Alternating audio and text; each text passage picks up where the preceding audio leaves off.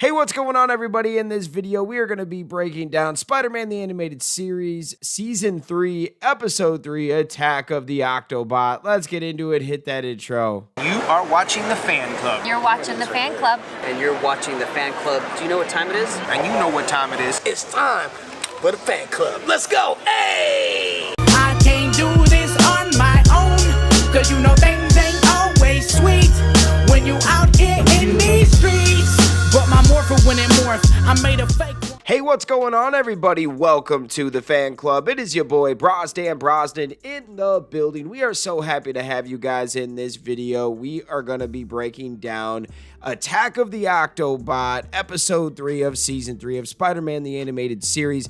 This picks up from Episode 2. What I love about these shows is they just go right into each other sometimes, and that's when the action really goes crazy. This episode was awesome as a little bit of a tearjerker. There was some great action. The storyline was phenomenal. I loved it. So let's just get right on into this one. In Attack of the Octobot, the third episode of Spider-Man the Animated third season, Dr. Octopus employs a neural neutralizer ray on Spider-Man, effectively erasing his memories. Exploiting this amnesia, Doc Ock convinces Spider-Man that they are partners in crime, leveraging the hero's confused state to further his own plans with the Kingpin, involving the acquisition of the Argon Matrix laser. Meanwhile, young Maria Tatiana, a devoted Spider-Man fan, witnesses the initial attack, and with the unlikely assistance of a resourceful cabbie named Mousy, embarks on a desperate rescue mission. Hidden beneath Doc Ock's van, Taina helplessly watches as Spider-Man is subjected to the neuroneutralizer ray, leaving him paralyzed and vulnerable. Doc Ock's subsequent video call with the Kingpin, boasting about his control over Spider-Man, is undercut by his self-assured declaration that Spider-Man will ultimately serve him, not the Kingpin, hinting at Doc Ock's inherent arrogance and ambition. The ensuing plot unfolds with Spider-Man still not knowing who he is and struggling to reconcile his actions with a growing sense of unease, fueled by subconscious glimmers of his true nature. Doc Ock uses a news report from J. Jonah Jameson to create a false narrative that Spider-Man is a criminal. Taina's attempts to alert the police are initially dismissed, forcing her to rely on her ingenuity and Mousy's eventual willingness to help. Born from a shared experience of Spider-Man's heroism, their pursuit leads them to the Wellington Foundry, where Spider-Man, under Doc Ock's influence, steals a crucial metal alloy. However, Tatiana's intervention inadvertently triggers an alarm, culminating in a thrilling escape through ventilation shafts. Their desperation pleas for help to Joe J. Jameson are cruelly betrayed, forcing them to mobilize New York's cabbie network through Mousy's CV radio to track Spider-Man. A pivotal encounter with Madam Web, appearing briefly in a mirror, triggers a faint flicker of memory in Spider-Man, pushing him closer to regain his identity. This is further fueled by Tiana's faith in Mousy's courageous actions, leading to a dramatic climax where a cab crash stuns Doc Ock, allowing Spider-Man to regain his memories and defeat his foe with Tatiana's clever manipulation of the Octobot. Ultimately, Tiana's bravery and belief in Spider-Man prove instrumental in restoring his identity and reaffirming his heroism, making her a vital part of his journey and leaving a lasting impact on the young hero. He got his confidence back. He got his love of being a hero back. That little girl literally saved Spider-Man. He was having a really bad time dealing with being alone. Like, no one's really there for Spider-Man. Yeah, the last few episodes, we've met some cool superheroes. Like, we met Doctor Strange. Last season, we met the Punisher and Blade.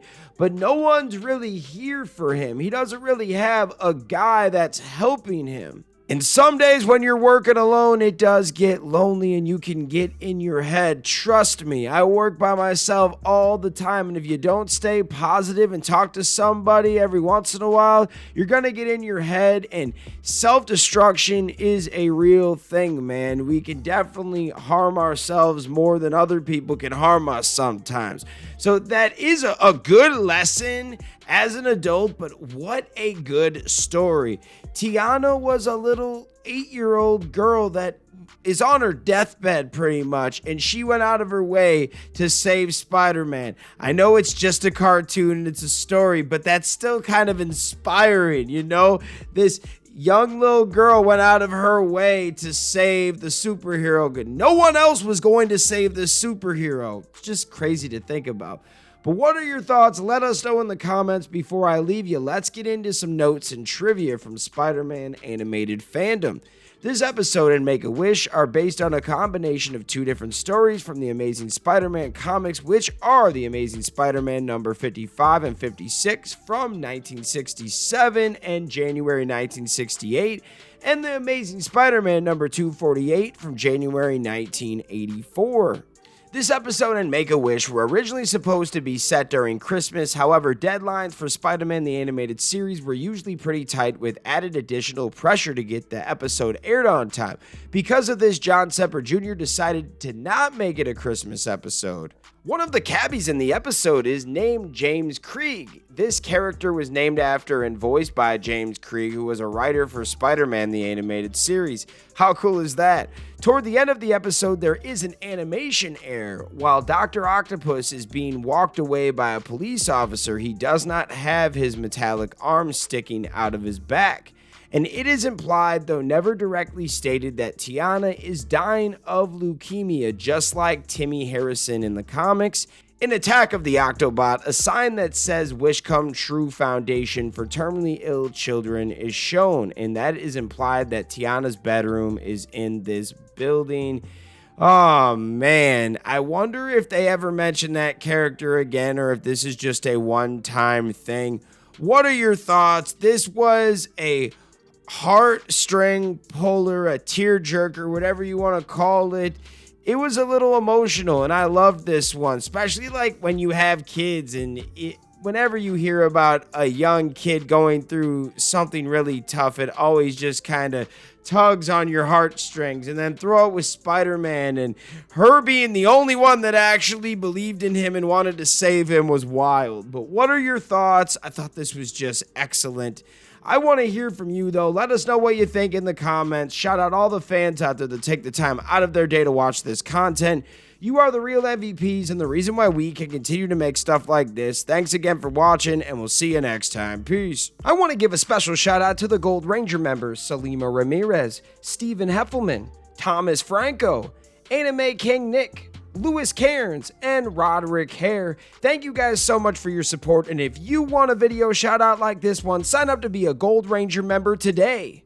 Hey, what's going on? Thank you so much for watching this video. Please like, subscribe, hit that share button, and if you can, please sign up to be a member today. We have 3 membership power-ups. We have the Gold Ranger power-up, the most popular. You get into our exclusive fan club chat group.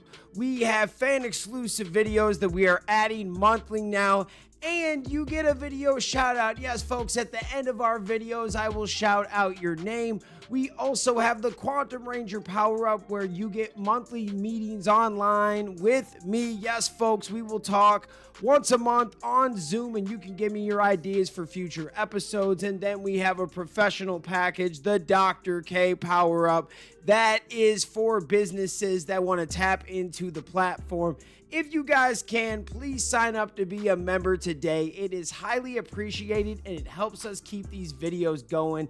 Thank you so much for watching, and we'll see you next time. Peace. Hi, we're Bulk and Skull. We have been requested by the fan club to say something funny.